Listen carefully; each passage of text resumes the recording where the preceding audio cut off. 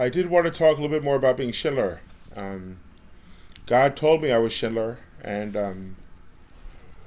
I said I'm a Nazi, I'm a Nazi, and God told me I was a Confederate general, and all of a sudden I was a Nazi. So I'm like I'm a Nazi, I'm a Nazi, and I didn't know which Nazi I was, but I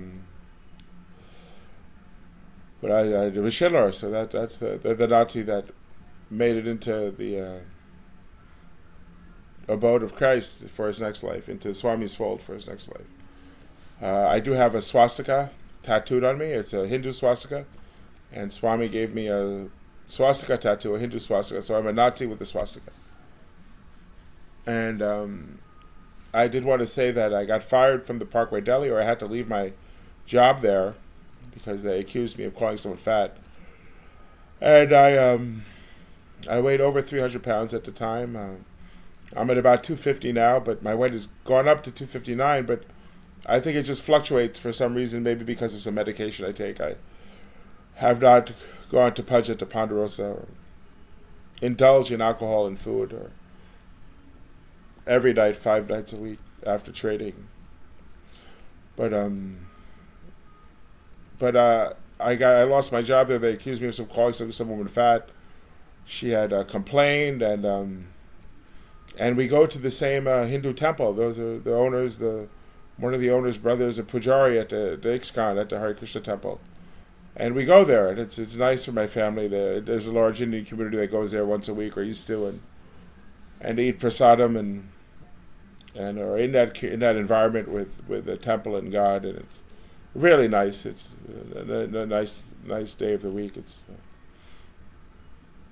There was this give a penny, leave a penny, and people would put change in there, and I'd collect the change, and my dad went and donated it to the temple, and there was a Jewish old folks home next door, and I didn't know it was Jewish, but I went in there and met with them to volunteer, and they gave me a pen, and I always have a pen in my hand because I have a tardive dyskinesia, and I call it my wand, but they gave me a pen, and they accused me of calling somebody fat, and I turned down multi-millions in a settlement from work, and so I wrote to the Gastroenterologists Society in Bethesda. The Association for Gastroenterologists is in Bethesda, and my cousin is a gastroenterologist, and I had met with him at Brown when he was in medical school, and on the way back to the city, my dad bought me a little Yale spoon on the Yale campus, and it was my dream to go to Yale. So I wrote to the Gastroenterologist Society and complained to them. I was pre-med in college and devoted my life to medicine, and I believe in elderly care as a good business. I tell people that you don't have to work in the rat race. You can work in elderly care or make vegetarian food, but after that happened, I stopped saying I was Schindler, and I could have had a job at SAC. It was sort of my dream to work there. I was a trader at Wall Street. I started trading in my dorm room, and I wanted to work at SAC. It was sort of my dream job, and I would have been very happy there.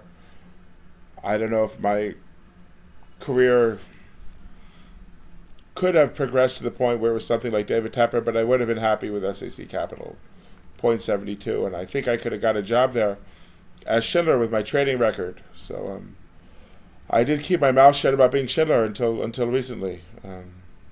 I never talked about it after the Parkway Deli experience. And I'd gone to Camp Shane, which is a weight loss camp, and the owners of Camp Shane owned Katz's, and I said it was the right advice for a doctor to a patient. So I didn't talk about Schindler after that experience at the Parkway Deli, and I really miss a corned beef pastrami and chopped liver sandwich, but I left Essa Bagel too. I grew up on Essa Bagel, and Essa Bagel is the best bagel on the planet as far as I'm concerned, but I left Essa Bagel too. Finally, it was in my neighborhood.